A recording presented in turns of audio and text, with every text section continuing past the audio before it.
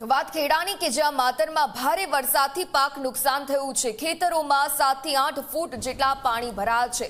48 કલાક બાદ પણ ખેતરો જળબંબાકારની સ્થિતિમાં છે। આ સાથે કાંસના પાણી બામણ ગામમાં ફરી વળ્યા છે। હજારો વીઘા ખેતરોની જમીન પાણીમાં ગરકાવ થઈ ચૂકી છે।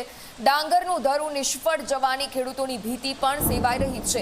તો આ સાથે ધારાસભ્ય અને મામલતદારે આ તમામ વિસ્તારની મુલાકાત લીધી છે। પાણી નિકાલ માટેની વ્યવસ્થા પણ હાથ ધરવામાં આવી છે।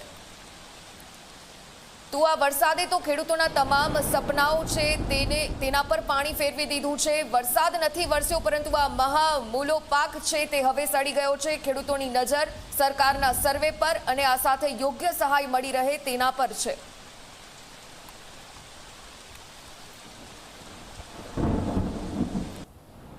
ડભોથી કાંસ આવે એ પણ બલાડા તરફ કાંસ આવે, બીજો કાંસ ગાળા સિંજીવાળા એ કાંસ પણ અમારા આવે। પરિયદની અંદર ત્રણેય છૂટા થાય અને એ અતિશય મોટા કાંસ હોય, સાફ સફાઈ કરી હોય પણ છતાં એને ઊંડા કરવાની જરૂર હોય। ઊંડા ના થાય, પારા નીચા હોય એટલે કારે છલકાઈ અને બીજું જમીનની અંદર પાણી આવી જાય એટલે 4 થી 5 ફૂટ પાણી જમીનની અંદર આવી જાય।